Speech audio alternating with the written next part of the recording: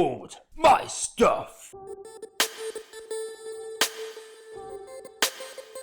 Film fans of YouTube, hello and welcome back for another movie review. It has been a hot minute, but I am back with some more reviews for you today. My name is Josh, your Movie Apprentice, and today I begin the journey of going through every single Studio Ghibli film, starting with 1986's Castle in the Sky. Yeah, for some reason, despite being an anime fan, I never really got into the Studio Ghibli films. I watched Kiki's Delivery Service way back in the day, but I never watched any of the others, despite hearing nothing but praise for their movies. So, before we get into it, if you are new on this channel, then consider clicking that like button and subscribing for more reviews, rankings, podcasts, all the good stuff, and let's get right into this review. So this film follows Pazu and Shita as they are both orphan children.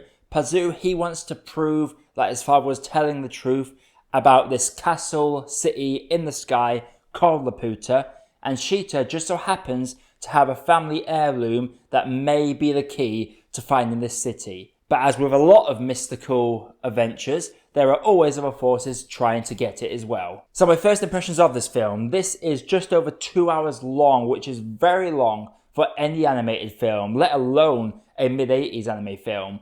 But I must say, it didn't feel it. They used this time very well. It was nicely paced. They allowed us to build up these characters and get to know them on a deeper level besides face value. And that really shone through once we got to the final act of this film. I also have to give credit to the art style. Yes, I know, cheap thing to go for, but anime is well known for having great art in it, and this film is no exception. This came out in the mid-80s, like I've already said, and yeah, while some of the anime does look a bit rough around the edges, design-wise, there are still some very good visuals in this, and some very nice designs. I really love the colour palette, especially with the Castle in the Sky itself. There were some great ideas in here, and I have a feeling that some elements of this Castle in the Sky were actually used in Atlantis: The Lost Empire. The bond between Pazu and Shita is very good as well. They are complete strangers when they first meet, and by the end they are inseparable. Their chemistry on screen together is very nice. When they have a nice moment together, it is just so nice to see when most of the film they are either running or being captured or being chased or in danger. So when they're having these small little moments where they're just sitting down and talking like two young people, it is something that is very heartwarming, and I thought that really helped us get into the story. The movie also gave us a few different antagonists. There are a number of people after this Castle in the Sky, and some are definitely more evil than others, but I like the fact it wasn't just one versus one. There was a lot of different elements in play, a lot of different parties, a lot of different motives. It was very ambitious what they tried to do, and I feel like the 2 hour runtime definitely helped establish every single motive in this. I will say though, the antagonist that is the big bad, their motive is very generic unfortunately, and I feel like it does knock down some of the film's quality for myself, because a film like this, the first film in this iconic franchise of films, I expected a little bit more when it came to the antagonist.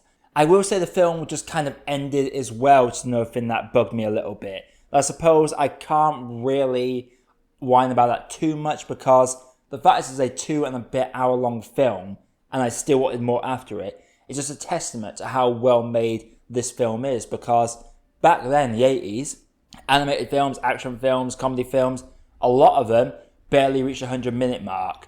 So the fact that this film breached that 120-minute mark and still made me want more is something that I feel like is a testament to how good this film is. As much as I would have liked an epilogue, I don't actually feel like it was warranted. It's just sort of a personal thing that I wanted. But I understand why it just kind of ended. And my last little complaint with the film is the character designs leave a lot to be desired. Shita is just this spitting image of Kiki. So I guess Kiki kind of copied the design of Shita. But yeah, Shita, Pazu, they do enough with these characters to make him stand out amongst the crowd. But it's not anything original. There's nothing very advantageous about their looks. And that's just because I'm so used to watching anime series where everyone's got these very unique looks that are very standoutish and they just pop out at you. I feel like that's my expectations from being an anime series fan as opposed to an anime film fan. because I could still tell who was who, and there were still some nice designs in there, but for our protagonists, they just looked a bit plain to me. But that's just a picky nitpick for me. Before I get into my grade, again, if you are new on this channel and you're enjoying what you're seeing so far, then consider clicking that like button, letting me know what your favourite Studio Ghibli film is down in the comments below. And again, subscribe to the channel to keep up with my journey through every single Studio Ghibli film. So to summarise, this film was very bold for what it was. 2 hours in the mid-80s was unheard of. It was Studio Ghibli's first real foray. I know there's another film that came up before this that people say sort of birthed Studio Ghibli. But this was their first official Studio Ghibli release, and the relationship between Pazu and Shita is by far a standout, and I love the colour palettes and the art style featured as well. So overall, despite some flaws, I'm going to have to say that Castle in the Sky is a good cup of tea.